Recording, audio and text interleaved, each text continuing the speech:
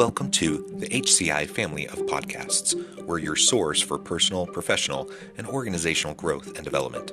We share our own original research, explore industry trends, and interview executives and thought leaders from across the globe. Join us for practitioner-oriented content around all things leadership, HR, talent management, organizational development, and change management. Maximize your personal and organizational potential with the HCI family of podcasts. Daniel Space, welcome to the conversation today. Thank you. Thank you for having me, Jonathan. It is a pleasure to be with you. Where are you joining us from?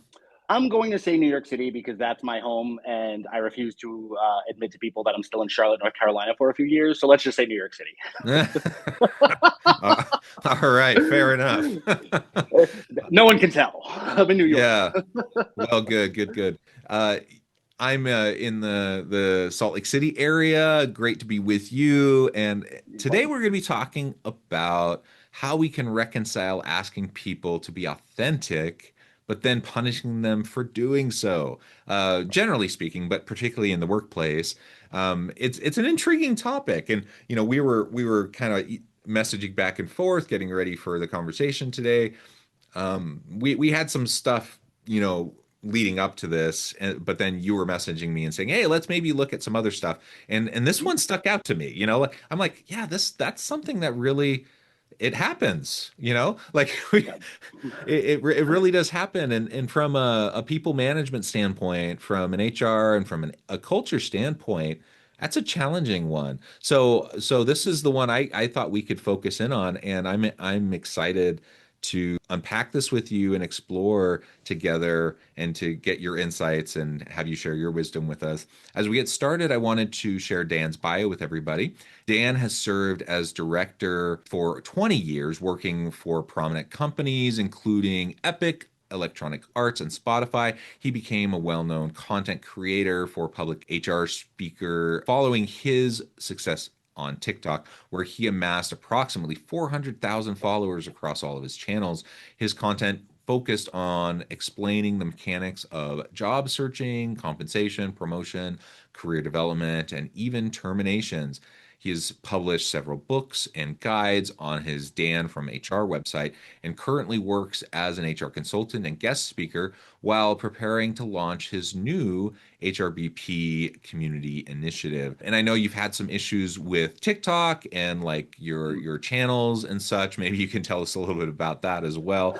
But it's a pleasure. It's a pleasure to be connected and to be with you. Anything you want to share with us by way of your background, personal contact before we get started?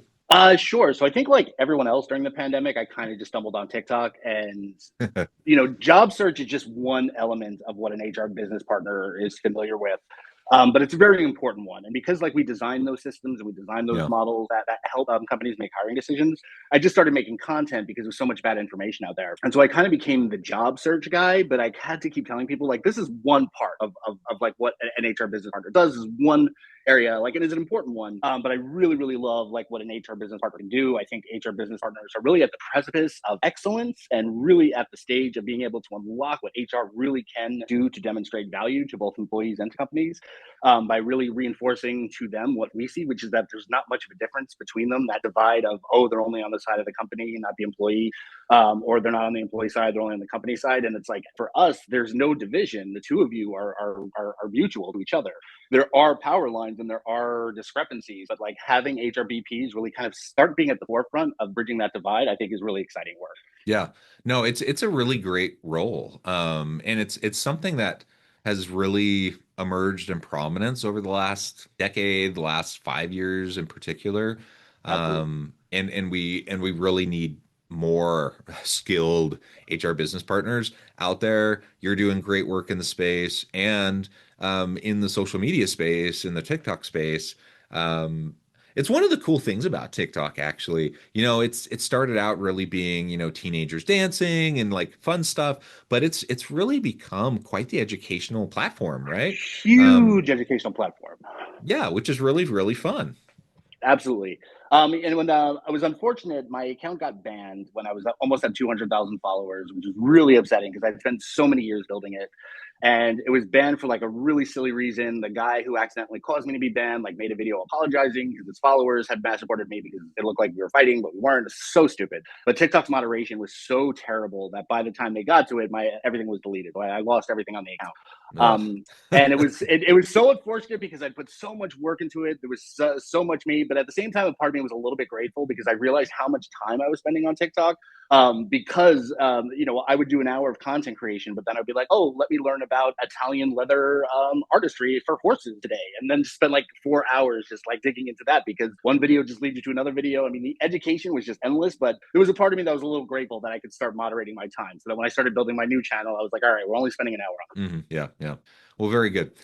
All right, so let's go ahead and dive on in and let maybe start with just the general topic of authenticity at work. It's a really cool thing. Like I like how there's been so much more attention given in recent years to this idea of authenticity. Like we want people to be able to bring their whole authentic self to work. And in part this is an outcropping of, the DEI efforts, diversity, equity, inclusion, and belonging. We want people to be able to bring their whole authentic self to work. So we hear that all the time. And I think, at least on the surface, it's a really good thing. I like the idea of people having that freedom, like people feeling safe and people feeling like they have that sense of belonging. But there's also a nefarious side to it, and that's I think what intrigued me about what you suggested, as a possible topic for today. So maybe we can start. You can tell us a little bit about your thoughts around this authenticity topic generally, and then we can it. start to get into, the punishment piece that sometimes comes up in organizations. Sure. And I think what's funny is the TV show Severance has been really amplifying my thoughts on this because my whole mindset about where I think HR can go and where the success of HR is, I think, going to be empowering employees to give more power to the employees, to have Mm, employees be far more into decisions about where the business is going, about compensation, about training, essentially let them decide how these things work and empower them because that's how they're actually going to get more engaged, not through like slogans and occasional emails in a town hall. So when I started watching Severance and I started realizing this whole idea and this whole concept of like a work self and the rest of ourself, it really amplified an experience that I had in May where this really started to essentially started to bloom. So in early 2021, my mom had cancer and then she passed away. And I was consulting for two companies at the time, and and we knew it was coming. I was as prepared as possible. I was the caretaker, and the third day after the funeral, it was like, all right, that was fine. I can go to work now. And I couldn't. And I remember being at a meeting and we were talking about headcount planning. I put together this presentation. Of course, everyone was being very kind and very, very sweet. But when you're experiencing that level of grief, like you're not there. Like I had 1,000 yard stare. I was not in that meeting. And there was a moment, like it was a 3 hour meeting, and we're going down this list of Excel spreadsheets. And I remember a coworker said, they looked at my face and were being very polite. And they were like, is there something you want to add? Because they saw my face scrounging up. And like what I wanted to add was, how can we talk about Excel spreadsheets? My mother's dead. Like how are we talking about, how is this possible? How is the sun turning? How is life going on? My mother's dead. But like, so when I was thinking of that, I was like, how many times have I been in a meeting with someone potentially going through a divorce, going through a breakup, going through so much grief, and they're putting on the motions because they have to, because that's supposed to be the work stuff. And so I'm known to being a very maverick type of HR business partner. Companies either hate me or love me after they're working with me, but they'll always remember me, and they'll always say at least I made things entertaining. But there was one point where the 2 months later, when I made a presentation, I included pictures of my mother in it because that was my authentic self. So I would talking about org design, and the page 7 was like, here's one of my favorite pictures of my mother. Look at her; she was happy, she was smiling. I love this. I want to make sure she's always remembered. And then I would move on to the next slide, and by implementing that was like a way for me to say, if you want my authentic self, this is my authentic self, which is someone who is suffering hugely right now with the death of his mother. And so that's what kind of got me really started, and especially as it relates to then listening to Black employees and other employees of color, to women employees, to trans employees, as it relates to, I can't be my authentic self as much as you say you want me to be. The moment yeah. I become a target. And that's where I was like, so companies have to either stop saying they want the authentic self, or have to create a safe space to do that. In which case, in many cases, it may be that the employee is not going to be quite as productive that day, but potentially starts to build a much bigger feeling of engagement and loyalty with that company because they did feel seen and they did feel heard. And then, of course, it leads into, I think, some of the negatives. Like, do we want someone authentic who potentially likes to be violent towards animals, or is the thief? Like, where do we draw the line between authenticity and something that the company can't tolerate? Yeah, good stuff. And a lot to unpack there. And you're right. Like how often have we been there, in meetings, going through the motions, right? And Right. the one time that I really can think of where people were truly, truly open to just the hardness of like the situation was like the early days of COVID. And I remember Mm-hmm. sitting in a meeting. It was a leadership meeting, and everyone was struggling on like trying to figure out what are we going to do. All everyone was trying to figure out what to do with their teams, and so now we're in a leadership meeting, and everyone's stressed. And the senior leader, this was just another one of these hard meetings, and the senior leader just took a pause and just sat back and said, "Hey, how are y'all doing? You know, you're like, this is hard. This is hard. Like, how are y'all It's fucking doing? right. And she just like recognized our humanity in the moment, and she just recognized that we're like, not only are we trying to deal with hard things for our teams, but we're struggling, and like our families are struggling, and like it's just hard for everybody. And like it didn't take away the need for like us to still have to try to figure out stuff and to deal with stuff and whatever, but at least for that hour, like she just recognized and acknowledged that it was hard, and like gave us a chance to recognize it, and like we could all kind of support each other. And it was a really beautiful thing. It was a really nice thing. um but I have to admit that was like literally the only time in my professional career that I've ever seen that. It's weird, isn't it? Like, Yeah. what's funny, I remember when I was giving that presentation and a picture of my mom had come up. I thought the director had done a wonderful job of saying, "Do you want to pause and do you want to share one of your favorite stories about her?" I'm sure that motherhood and grief is something all of us can relate to, and I thought that that was the most beautiful thing that anyone could have ever said. And in another consulting opportunity, something similar had happened because I was presenting something on her birthday, and I was sort of a little bit triggered a year later, but the response was, "I'm so sorry you're experiencing that. Why don't you take the rest of the day off and just come back when you're ready?" And like that, I was like, that's such a well-meaning concept, but it's almost like forced isolation. It's like, oh, we don't want to deal with that. That's not work appropriate. Go manage that on your own and then come back. And I saw a lot of that happen with COVID. So as you're telling me your story, like I'm really glad you had that sort of bond together, but it's almost like this feeling of when that weakness happens, when that emotional vulnerability happens, it's almost like the idea and the concept is, oh, go to yourself, go by your own, go isolate yourself, and then come back when you're ready to assimilate again. Exactly. Yeah. And when those types of situations do happen, and they happen in a really, what I would say a good way, like they're just so freaking rare, right? Right. Um so then the question comes back to like what you said, like if we're really going to invite authenticity, for people to show up in their real vulnerability, um first of all, do we have the skill to actually be able to like interact with it? And I don't think we do. Like No. honestly, that's number one. So like, can we deal with it in a way that doesn't punish people? Even with our best intentions, I'm not sure we can, because I'm not sure Right. we have the skill to do it. But even if we did have the skill, then there's just all these like norms, and there's just all the stuff of organizations that make it hard for us to not punish it, and for people to really truly feel safe to be that vulnerable.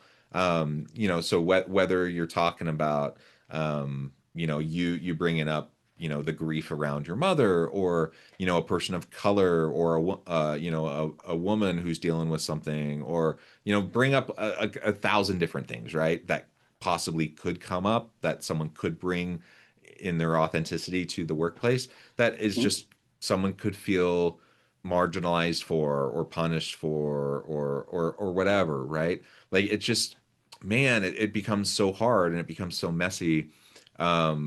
it could happen in so many ways that someone could feel punished for it. And I'm not sure what the answer is for that. And especially in this day and age, like this politically charged environment right now, Mhm. it seems like extra hard, extra challenging for us to be able to like navigate. It just seems so hard. I don't know. Um, and then you brought up the other side of the coin. If we want people to be able to like be vulnerable and bring their authentic selves to work, then it we have a bit of the tolerance trap Right. because like I want people to feel safe to be vulnerable, but I don't want to tolerate bigotry. I don't want to Right. tolerate racism, homophobia. And if someone feels like that's my authentic self, I am a bigot. Right. And I want to be able to come to work and be bigoted. Like, no, Right. you don't have a right to be bigoted at work. you Yeah. know? So And all this becomes very tricky. and I thought there was a great example where I was at, and I gave her so much credit. And if you happen to be listening, Mrs. B, I love that you did this. We were at an a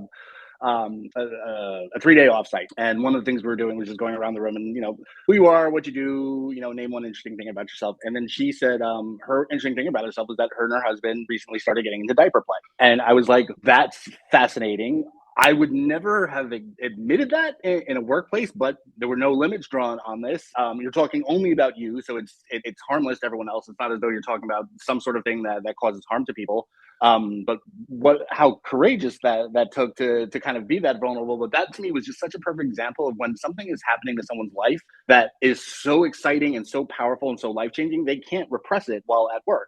Mm. But I could tell the look of everyone was so uncomfortable, a little bit awkward. The director spoke to me afterwards, saying, "Is that something we have to coach?" And I'm like, "No, I mean, she didn't go into graphic details." And all just like and that's where it really struck me, the fact that we're so uncomfortable with it that we don't know what to do with this. And I think to your point, not only is this uncharted waters, not only is this in a politically charged climate, but let's add a really litigious one. One person who could have said, "I feel really uncomfortable with this. I'm going to sue the company for sexual harassment." Yeah. Yeah. Yeah. It's such a hard thing. So what I don't know, like what would you suggest to organizations in terms of like parameters around it? And then if we put parameters around it, is it truly like are we truly welcoming? Is it truly safe? Are we not punishing? Like I don't know, like how do you think about it?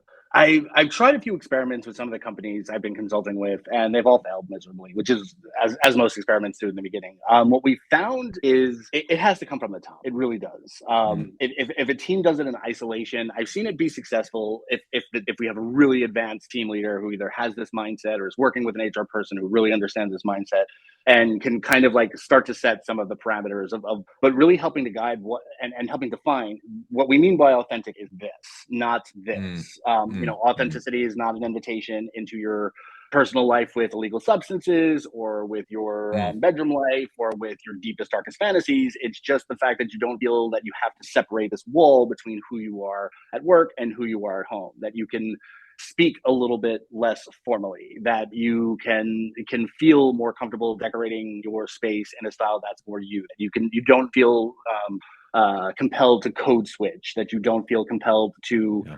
to sort of suppress how you feel. To be a little bit more open with some of your hobbies, provided that they're not destructive to other people or to yourself.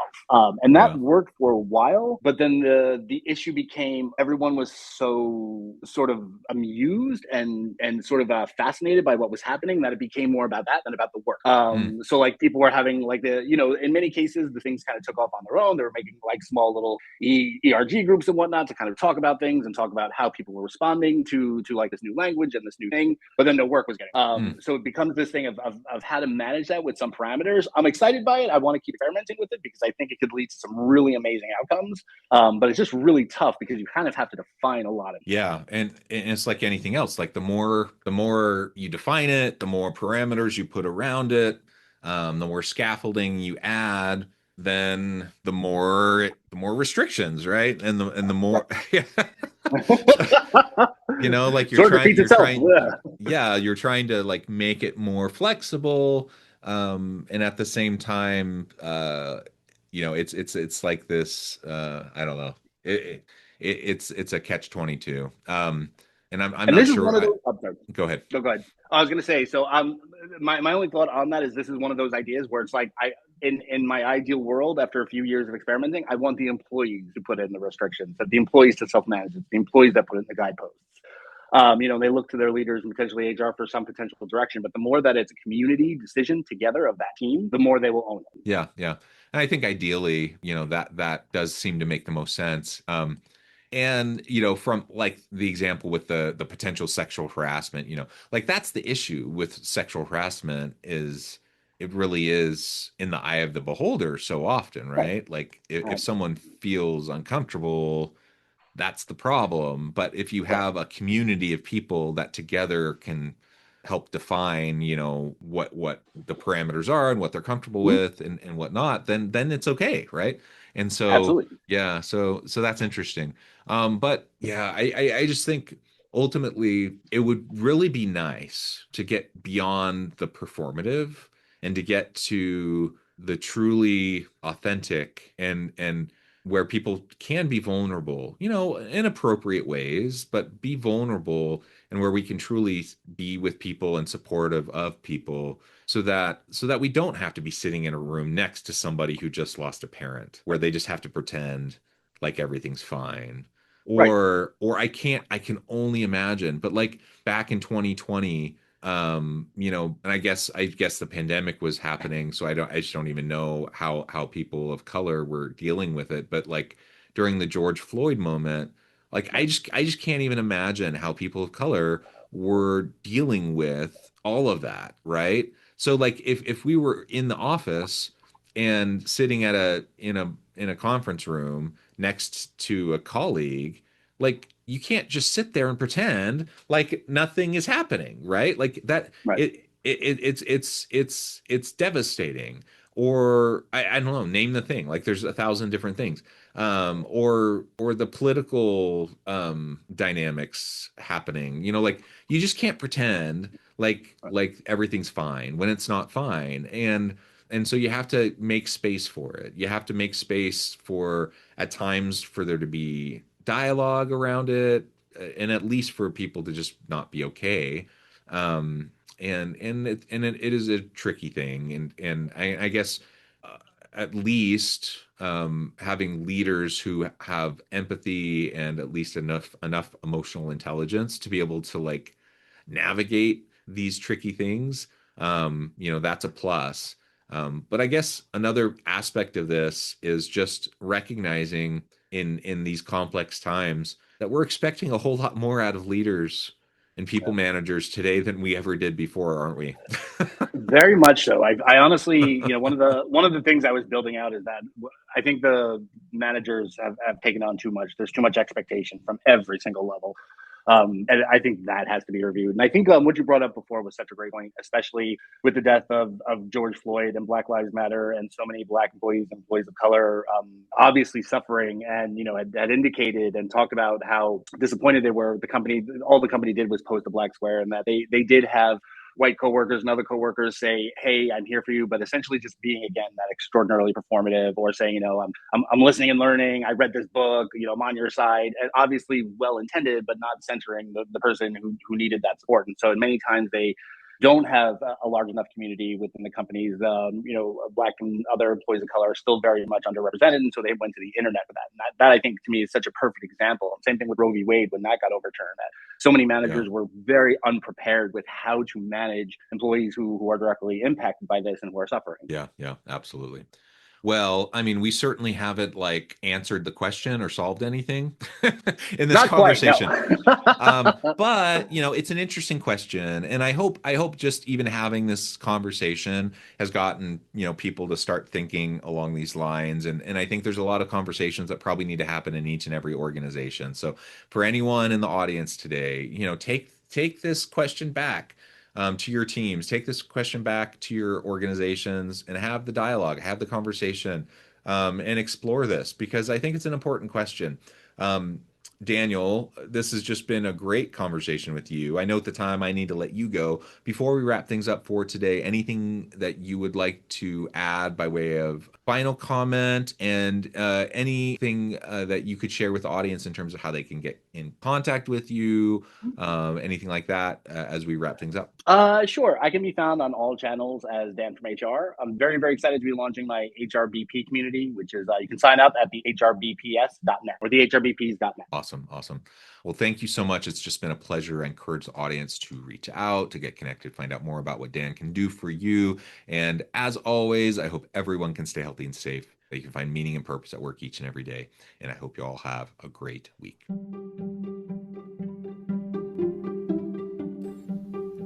Thanks for joining us for this episode of the podcast.